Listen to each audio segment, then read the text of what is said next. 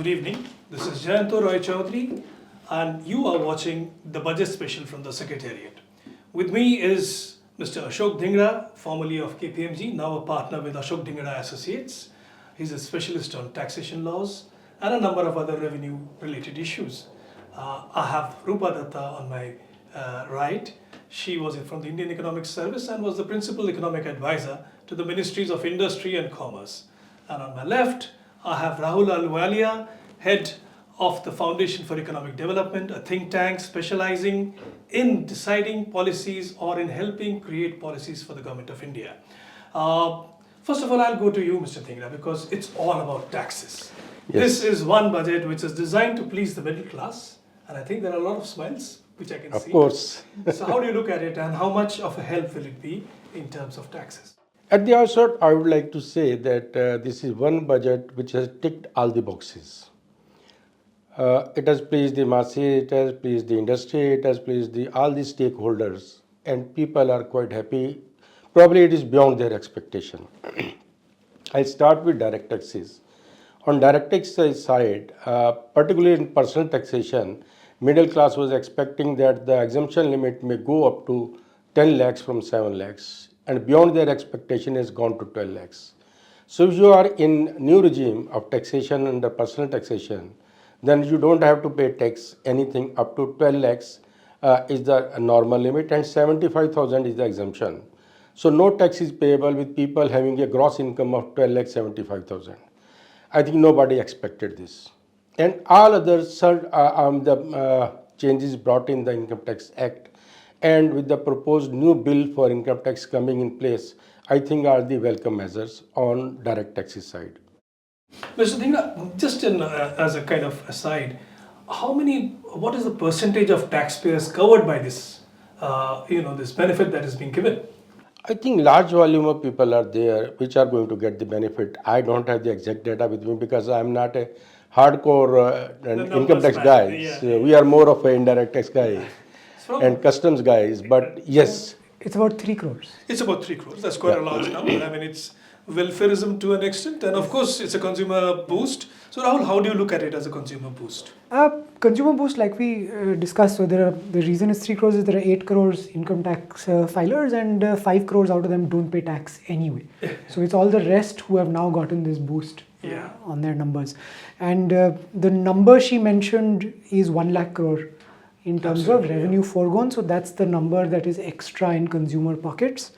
I think one number that I look at is Ajay Shah and Vijay Kelkar, who are some of India's best economists, have this very rule of thumb number that government effectiveness of spending is 1/3 of private effectiveness of spending, right? So there's a plus tax. So you could look at it as a multiplier of 3 lakh crores that is now going to get spent better by Indian consumers. That's what has really happened. So that money comes in the economy, it's going to be a big boost. And people will be able to buy goods and it will give an impetus to the entire growth. Of course, Rupa is the right person for that. So how the economy works? Yeah, Rupa, how does it really work? I mean, if you release this 1 lakh crore into the consumption patterns, does it help people buy more cars? There are lots of unsold cars. Does it help them buy more FMCG? What is it going to be really spent on? No, that would be a tough question to answer but I would say besides consumption, probably there should be, our savings rate, I think, are stagnating about 28% of GDP. So there should be more savings, more investment. Maybe there was a lot of talk of PPP and private sector and government coming together for capex expenditure and so many other ventures. So, and a lot of new financial instruments coming over. So let this money, this extra money which is coming into the economy be used for not only FMCG and consumer durables, cars, houses, etc., but also for promoting, from purely, and I would speak from the commerce and industry viewpoint, for more of industries, for more of, startups, more focus, more boost to the MSMEs.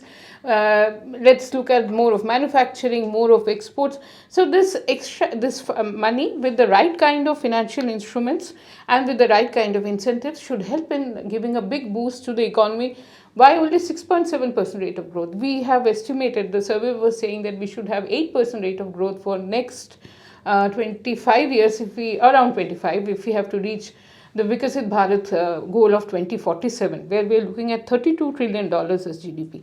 So let this be part of the whole growth momentum. We are looking at a $5 trillion economy by 30. So all these inputs have to work out towards the overall output. I mean, obviously, I will speak like a bureaucrat.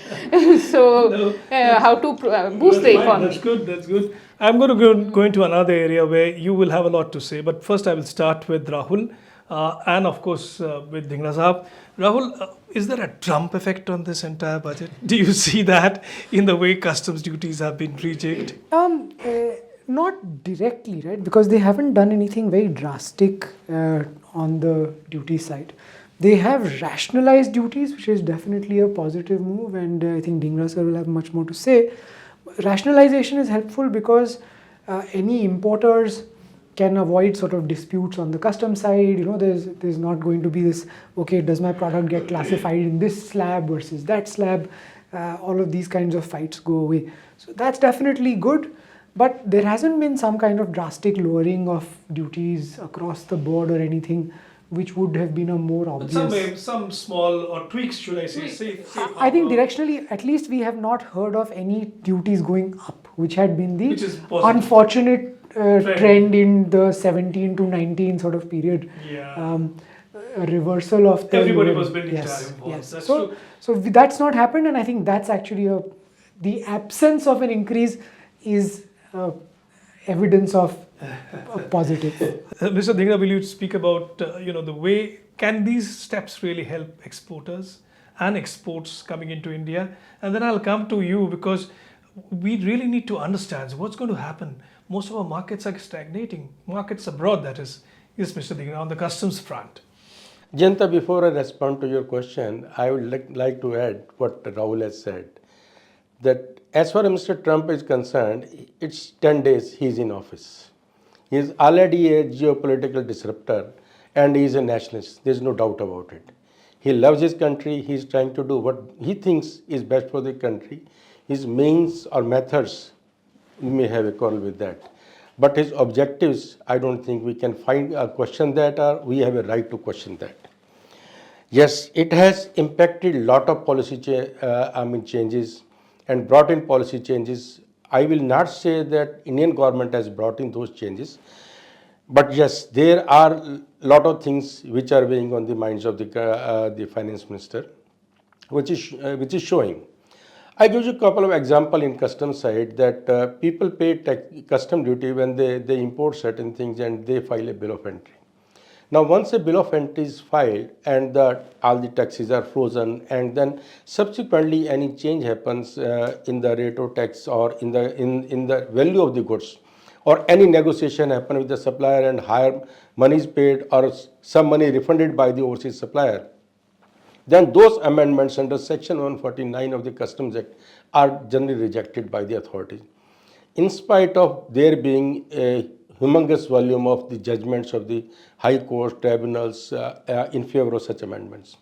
What government has done, they are going to introduce a provision that people can do the self-assessment or amendment up to 1 year. So it's a welcome change. Yes, I would like to add at the same note that while the change is there, but it is half-hearted.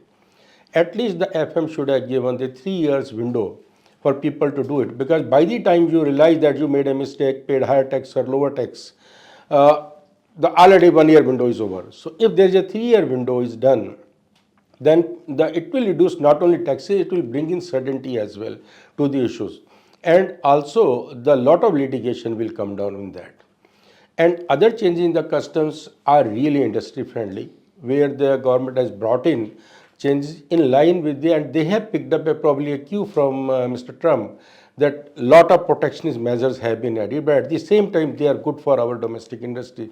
So I will say on this side that government has gone for the industry, MSME sector, and particularly encouraging the domestic industry in producing more. So Make in India, ease of doing business are already there for ages, which are giving some results. But probably with these kind of impetus, the results would turn out to be better and faster. Yeah, Rupa, your favorite hobby horse has been that we aren't really going into new markets and the old markets are stagnating. No, before I come to that, I would like to say that there used to be a lot of interactions, obviously, with Ministry of Finance. The basic issue here was that our finished products were coming in much cheaper in terms of duties as compared to the intermediates. So these were flooding our markets, and our manufacturing kind of stagnated at 16 to 17%. So this was specifically mentioned in a budget, and a lot of efforts have been made to tweak the duty rates so that the intermediates become less expensive, and as everybody has said, that the domestic manufacturing can improve. And there was a lot of specific items mentioned. I would definitely like to, because these are areas we used to discuss a lot with the finance ministry. But of course, the overall decision has to be taken in terms of upstream and downstream. It cannot be single strand. So leather, footwear, toys, gems and jewelry was not mentioned, but all these leather, I mean, there have been duty changes. Gems and jewelry, no increase in gold duty, which a lot of people. Actually, I used to look after those exports. I will always mention that's my favorite area. So a lot of focus on labor-intensive areas, and a lot of focus on trying to, as Sir said, trying to improve Make in India, focus on domestic manufacturing, and work the duty structure in a way so that the finished products are priced more highly as compared to intermediate, so that our domestic manufacturing improves. Now coming to the second thing, as you said, my favorite hobby horse, in terms of export promotion mission, I mean, of course, the contours need to be worked out. We'll have to look into it, what are the issues. But there have been, a lot of export strategies in place, a lot of planning has been done. And of course, some of them have been showing results in terms of electronics and now semiconductor and all. But I would like to mention, before we go to markets, let's look at the products. We need to move up the value chain. Supply chain is different. We are talking about value chain, like I was saying. In iron and steel, chapter 72, 73, we need to look at more of iron and steel products instead of exporting basic iron and steel. Same is true for gems and jewelry. Cut and polished is about 70% of our exports, $24 billion out of a average exports of $36 to $38 billion. We are already cutting and polishing 94% of world's diamonds. So we have to look at which we are doing, I mean, which the industry is doing, but more focus, silver jewelry, imitation, studded jewelry, lab-grown diamonds. Similarly, for processed marine products, today a lot of focus on today's budget, how to have more of processed food products. For leather as well as non-leather products. And these are not only improving exports, going into newer markets as compared to US, UK, our topmost trading partners, and UAE. There has been a lot of focus on other areas, other newer markets, and some of these FTAs have definitely helped and to explore newer markets. And there's a lot of discussion going on with so many other FTAs, including maybe some limited trade agreements with other countries. If you read newspapers, perhaps US and so many other countries. So move up the value chain in terms of engineering products, in terms of textiles, again boost given to technical textiles, which is the sunrise area. So besides ready-made and apparels, so agricultural products, engineering products, gems and jewelry, leather, toys. Lot of work had been done in all these ministries India was a huge importer of toys. I don't have the figures right now, but now it exports toys, and we are looking at having made in India toys across the world. So besides move up the value chain, look at higher end products, look at newer markets, and also help in generating employment, which is a need of the hour. So thankfully, and also of course, a lot of MSMEs are part of this, so help them to move up, help them to be part of Industry 4.0. A lot of focus given to credit. Absolutely. That is we have done a lot of studies where credit is one of the main reasons. So work this together, but definitely move into different higher value end products. Definitely, I mean, this has to be the key. Right, as Dr. Dutta said, that much of these measures are actually meant for the MSMEs. So there is an MSME thrust. Do you think there is enough, and do you think we need to do more, because the number of youth unemployed are of course huge, and the only place where you can take youth out of agriculture and into industry is really in the MSME sector as a whole. So, a couple of different points here, right? I think just to quickly comment on something that you mentioned earlier, which is that global markets are stagnating. I think we should not be thinking about it in terms of are the global markets growing or not. We have to think in terms of can we grow our share? Because our share is actually extremely poor. 1.7%. We have 1.7%. We have Of the merchandise we have export. 24% of the world's working age population. Yeah. We have, and 1.8. So our market share we have to expand. We have to become more competitive. Their markets are huge, right? The global developed country economies put together are $65 trillion, right? And so we have to expand our share. We have to expand our share. We don't have to think about are they growing or not. So I think that's one. The second question, sort of what you're saying, and partly to what Rupa ma'am said, is how do we expand that share? And I think I'll add some nuance to what she was saying, right? How do you go up the value chain? It's first you have to expand in terms of scale where you are in the value chain, right? So India actually has this very funny thing of we have comparative advantage, revealed comparative advantage in the sense कि हम almost हर छोटे छोटे sector में we are export competitive, right? Almost every product at every end of the value chain, some firm or the other is exporting. We just don't do it at scale, right? So first we have to grow horizontally at scale. We have to be 40-50% of the world export market. Then you go up the value chain. I'll give you a very concrete example so it makes more sense, right? Electronics assembly. We have had these green shoots starting, right? Last 3-4 years, $20 billion we've reached. And people are saying, like Raghuram Rajan has famously said, that we should go up the value chain. But how do we go up the value chain? We have nothing. We don't have a component manufacturing, nothing. But if we get to $300 billion of electronics assembly happening in India, then on that base, people can say, now I can make components. Because one component factory will produce $30 billion and those components will go into the $300 billion that you're making. So first you have to grow horizontal, then you can go up. Bilkul, exactly. So scale horizontally, then climb up. So she is right. I'm just adding a little bit of nuance. And interestingly, I think in this budget, there were some indications that they are understanding that. There was one MSME. yeah, MSME. There was one very interesting, and this is the part about MSMEs you were saying. MSMEs are important. E-commerce especially helps MSMEs connect to world markets already. So uske liye thoda aasan, they have to make it. And they've started doing some of the export mission, Bharat Trade Network they announced. And that the India Post Network, those post offices will also play a big role in e-commerce. In logistics. Yeah. These are huge just for MSMEs, but we also have to understand we have to invite global giants, right? The Walmarts, the Ikeas, the Apples, the Samsungs, they'll come, they'll set up at scale, and then they have an MSME ecosystem around them. Like, just to give you an example, in China, Apple's own employees are only 3 to 4 lakhs Foxconn, it's not Apple employees, but Foxconn. But their MSME ecosystem employs 50 lakh people.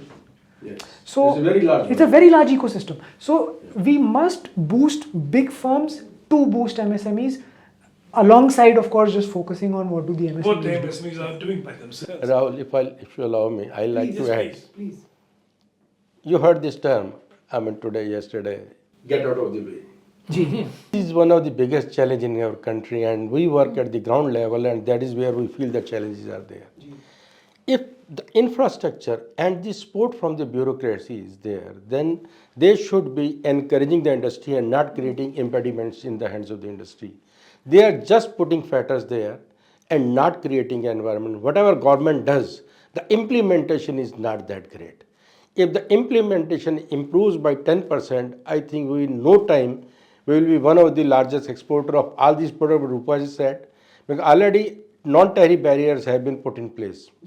So import of those products doesn't happen in India. And if Indian industry is little competitive, little nimble-footed, then probably they can beat any market that way. So Jyota, I think he's put his finger on it. My sense from this budget was the messaging is great. It's all on point. The details that we know are great. They are all on point. But implementation is key. Will it be implemented? Implementation is key. If they implement the stuff that they are saying, it's fantastic. Like the critical minerals mission, it was announced in the last budget, and day before the budget, a couple of days before the budget, the cabinet passed it. So there are these huge time lags. How do we cut it out? You have been working on it with Niti Aayog. What is the thinking in it? I think it's a question of being able to get them to focus, right? Like I think there are many people in the government with sort of the right intentions and the right desires, but there are fires all the time, right? So I think for us as citizens, it's important to be able to encourage focus on the right things, right? Instead of focusing on any kind of newsworthy event that keeps popping up, right? So how do we keep the focus on the important thing that matters? How do we keep reinforcing? I spoke recently to a former PMO. It's actually it's on our sort of YouTube channel, and he said, when we do the right things, then also you have to come out in support of us. It's not only Absolutely, that is the thing. I heard it many times earlier, that when the officers do the right thing, nobody supports them. The moment first mistake is there, government is going to hang them. So their own bureaucracy is going to hang them. So where is the support level they have got? It's the fear psychosis which is working them and weighing down the bureaucracy. I'll go into one more area which is very critical. Jayant, I'm sorry, I just want to add two little points Sure. To what Rahul said. Rahul said. That, increase in scale, we have this very large tail and a small head and a small middle. So the middle-sized firms really have to increase. MSME is important, and there are a lot of talks about how average firms, even frankly in Bangladesh, textile firms, average size is maybe 10,000 people here. Average we get is 1,000 people. I didn't want to give a name, but it is a commonly given example. So we need to increase the medium-sized firms. More MSMEs focus, but they also transit to medium-sized enterprises. You want them to grow up. That's it. Yeah. Secondly, one area which was not specifically mentioned but is very critical is the services area. There I think we used to have 3.2, maybe it's now 3.5% of the world's export. So services, we have a huge opportunity. Services are growing well. Services in fact have a big surplus which covers for the mercantile trade deficit. So it's not only ITES, but we all know, now it's medical value tourism, travel, even lawyers, charter accountants, so many other areas. Knowledge So that is one area also. There's a focus, but we need to bring it to the next level, and that will help us in our increasing the share in world market and more exports. One thing I wanted to talk about is, if you want to make in India, you have to research in India. Now, there has been some green shoots in research which have been shown in the budget. How do you look at it, and what do you think needs more to be done? All three panelists. So first Rahul, and then Rupa, you, and then Mr. Dhingra. I think we have to be careful about research. Let us not research things that are 40 years away. Right? Our research ecosystem has to be industry focused and industry led, so that there is some real impact. Right? Like let's leave. I know people don't like to hear this, but let's leave the long-term cutting-edge research to people who can afford it, right? Let us think that our cutting edge is where our industry needs it, where it can have impact on jobs, where it can have impact on India, where it can have impact on Indian products. Let us not, I think of fusion power, we will do small modular nuclear reactors, we will do, no, let America do it. We can just use the designs and build them. So that is my perspective on research. Research is very important, but research has different ways you can point it in. True. We think it's very nice sounding to do sort of, these sci-fi style research. Let's not do sci-fi, let's do real India, real products, real industry research. So he's saying not so many deep fakes, but make the basics. I mean, I agree. In the ordnance factories, we are making battle tanks, we are making Prithvi missiles. But what happens to the basic rifle? We are still stuck with very old-fashioned rifles. We aren't making, the one INSAS rifle that we developed wasn't much of a, much to talk about home.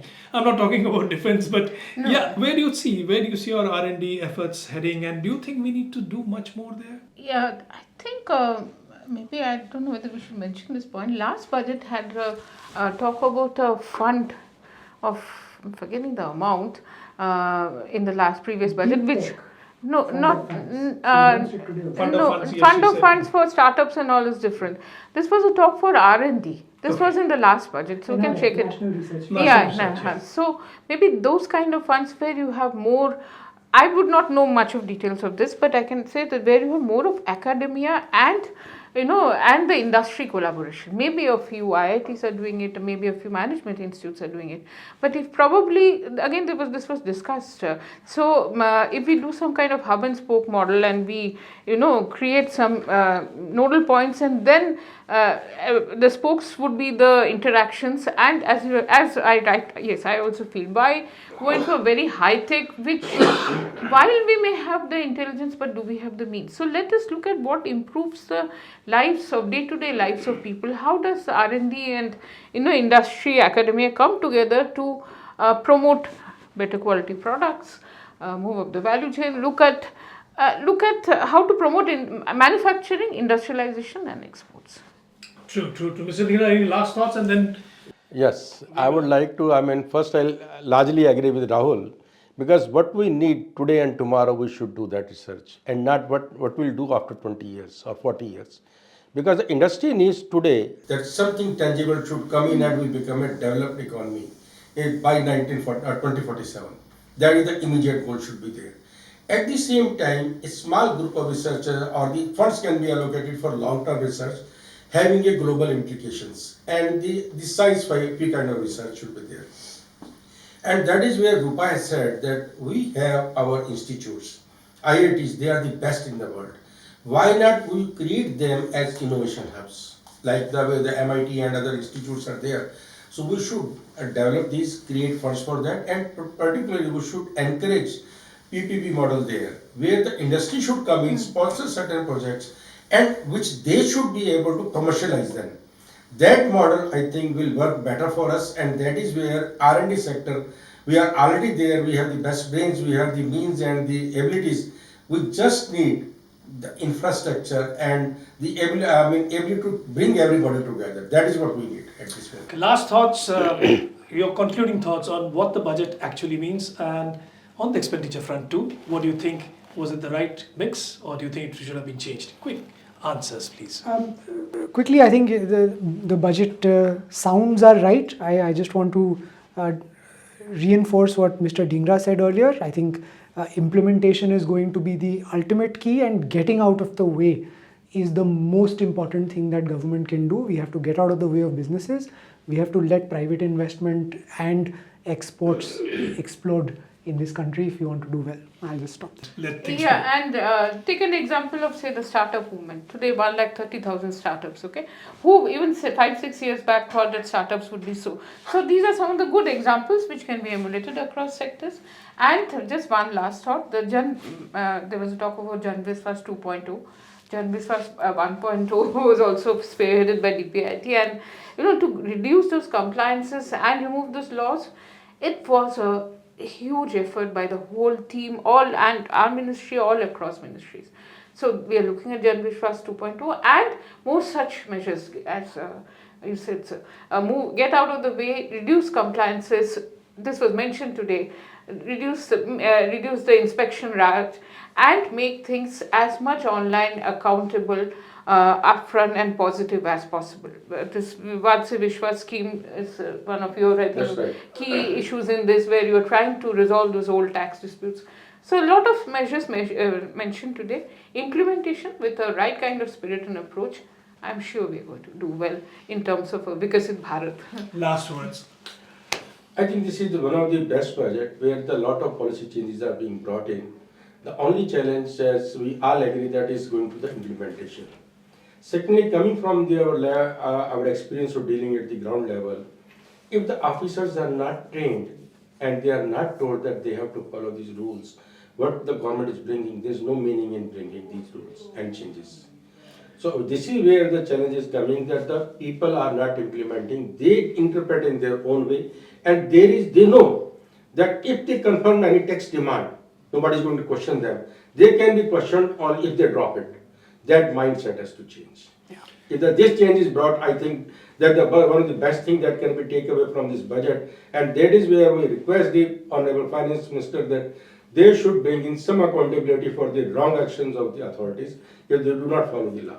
It's a culture and mindset It's a issue. cultural Yes, mindset, cultural absolutely. colonial mindset, I will say this. To sum it up, it's a good budget on the overall, given the circumstances. Global headwinds are there, inflation has been raging, and consumer demand has been falling in that. Under those circumstances, Nirmala Sitharaman has come out with a reasonably good budget.